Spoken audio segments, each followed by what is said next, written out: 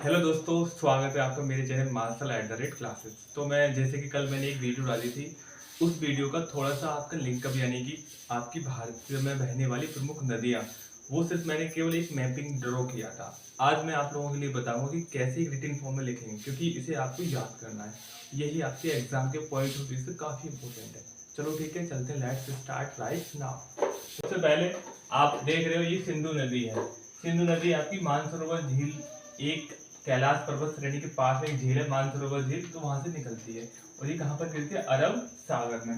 इसकी देखो 5 प्रमुख सहायक नदियां हैं, एक ब्यास, रावी, झेलम, सतलज, और ये वाली है आपकी चिनाब। माफ कर रहे हैं, ये चिनाब है। ये वाला क्या लिखा हुआ है? चिनाब। यहाँ पे आप चिनाब लिखते हैं। और ये जिस स्थान पर ये मिलती है उस स्थान को कहा जाता है पंचनद। पंचनद से ही आपकी पंजाब की नाम की एक उत्पत्ति होती है। दूसरी नदी का नाम माही। दोस्तों ये देखो माही नदी, ये एमपी की विंध्य श्रेणी से निकलती है। हालांकि विंध्य श्रेणी का तो जो एक्सपेंडेड फॉर्म है वो आपकी बिहार तक है, लेकिन ये एमपी में से निकलती है। और कहाँ पे गिरती है? खंबात की खाड़ी। ठीक है। इसकी खासियत ये है कि ये कर्क रेखा को 2 बार काटती है। कितनी बार? 2 बार। ये काफी इंपॉर्टेंट पॉइंट है, और ये मैंने जनरली कई एग्जामों में ऐसे क्वेश्चन देखे हुए हैं। दूसरी आप देखें लूनी नदी, ये राजस्थान के अरावली पर्वत, जो कि काफी पुराना पर्वत है, वहां से निकलती है। और ये एकमात्र ऐसी नदी है जो कभी समुद्र में नहीं गिरती, यानी कच्छ के रण में ही ये आपकी समा जाती है। ठीक है। और ये खारे पानी की झील, ये किस झील से होकर गुजरती है? खारे पानी की झील से।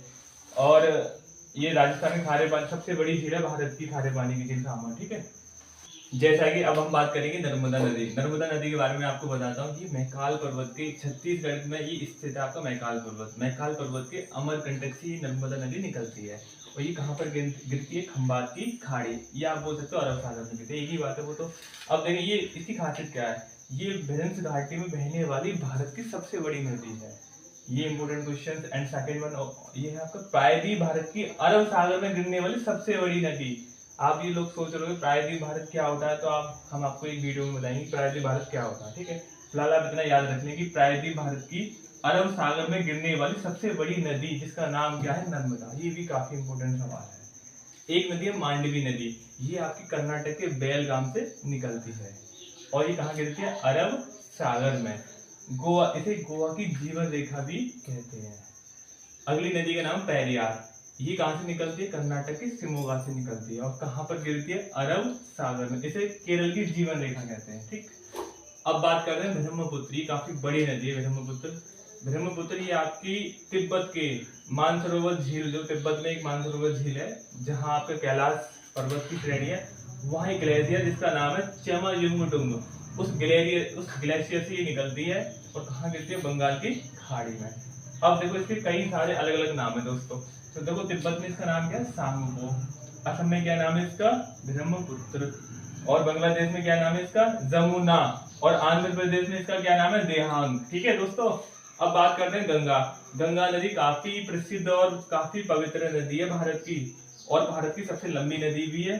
ठीक है। और ये कहाँ से निकलती है? गंगोत्री गोमुख। गंगोत्री गोमुख जो कि आपका उत्तराखंड में स्थित है। ठीक है दोस्तों। इसकी खासियत क्या है? ये भी बंगाल की खाड़ी में गिरती है। देखो मैं आपको बता दूं, ब्रह्मपुत्र दोस्तों और गंगा, ये दोनों बंगाल की खाड़ी में मिल जाती हैं।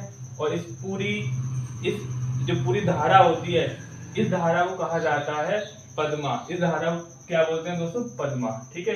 और ये आपका सुंदरबन का डेल्टा, आप देखते हो कि पश्चिम बंगाल में सबसे बड़ा विश्व का डेल्टा है सुंदरबन का डेल्टा। कौन सी 2 नदी बनाती है? ब्रह्मपुत्र और गंगा। ठीक है, याद रखना, इंपॉर्टेंट क्वेश्चन है। भारत की सबसे लंबी नदी तो है ये खासियत। कहाँ कहाँ से होकर गुजरती है? ये उत्तराखंड, उत्तर प्रदेश, बिहार, झारखंड और आपका वेस्ट बंगाल। ठीक है दोस्तों। अब बात करते हैं यमुना। कहाँ से निकल है? यमुनोत्री, यानी बंदरपूछ। सेम दोनों एक ही जगह है, मान सकते हो आप। इसमें खासियत क्या है? ये कहाँ पे गिरती है? गिरती मतलब ये जिसका जिसका ये एंडिंग पॉइंट कहाँ है इसका? तो दोस्तों मैं आपको बता दूं, ये प्रयागराज, जैसे पहले क्या कहते थे? इलाहाबाद। तो जिसे पहले इलाहाबाद कहते थे, गंगा में वही ये मिल जाती है। ठीक है। खासियत क्या है इसकी? गंगा की सबसे लंबी सहायक नदी है ये। गंगा की सबसे लंबी सहायक नदी है ये। दोस्तों याद रखना, काफी इंपोर्टेंट सवाल है, पूछा हुआ है कई सारे आपके गवर्नमेंट एग्जाम में पूछा हुआ सवाल। दूसरी हम बात करते हैं महानदी। तो ये कहाँ से निकलती है? दंडकारण्य। ये कहाँ पे? छत्तीसगढ़ का एक दंडकारण्य पठार है, उसकी एक श्रेणी है जिसका नाम है सिहावा श्रेणी से निकलती है।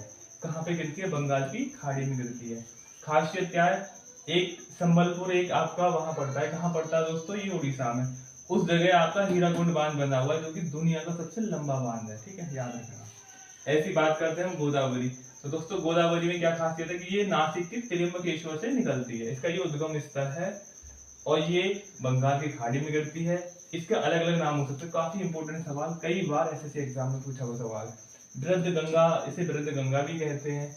इसे दक्षिण गंगा क्या कहते हैं दोस्तों? याद रखना, दक्षिण गंगा कहते हैं। और खासियत, प्रायद्वीप भारत की सबसे लॉन्गेस्ट रिवर है ये। ठीक है, और एक अगली नदी है, ये भी बहुत इंपॉर्टेंट नदी है, कावेरी नदी। दोस्तों ये आपकी निकलती है ब्रह्मगिरी के राक्षसताल से। कहां से निकलती है? ब्रह्मगिरी के राक्षसताल से। कहां पे गिरती है ये दोस्तों? ये आपकी बंगाल की खाड़ी में गिरती है। खासियत देखो, इसका नाम देखो, ये भी काफी इंपॉर्टेंट सवाल। दक्षिण गंगा, अब इसे क्या कहते हैं? दक्षिण भारत की गंगा। तो जितने भी स्टूडेंट है ना, वो यहाँ कंफ्यूजन हो जाते हैं, तो इसे थोड़ा गौर से देखना, ये फोकस वे में। और हाँ, प्राचीन समय में तमिल साहित्य में इसका क्या नाम था? पोन्नी। इस नदी का नाम क्या था? पोन्नी, कावेरी का। तो दोस्तों मुझे उम्मीद है आपको ये सीरीज पसंद आ रही होगी और मैं चाहता हूँ कि आप ऐसी सीरीज देखते रहें। और बाकी रही बात स्क्रीनशॉट की, तो मैं थोड़ा सा हट जाऊंगा और आप इसका बहुत अच्छे से स्क्रीनशॉट ले सकते हैं। तो ठीक है, थैंक यू, धन्यवाद।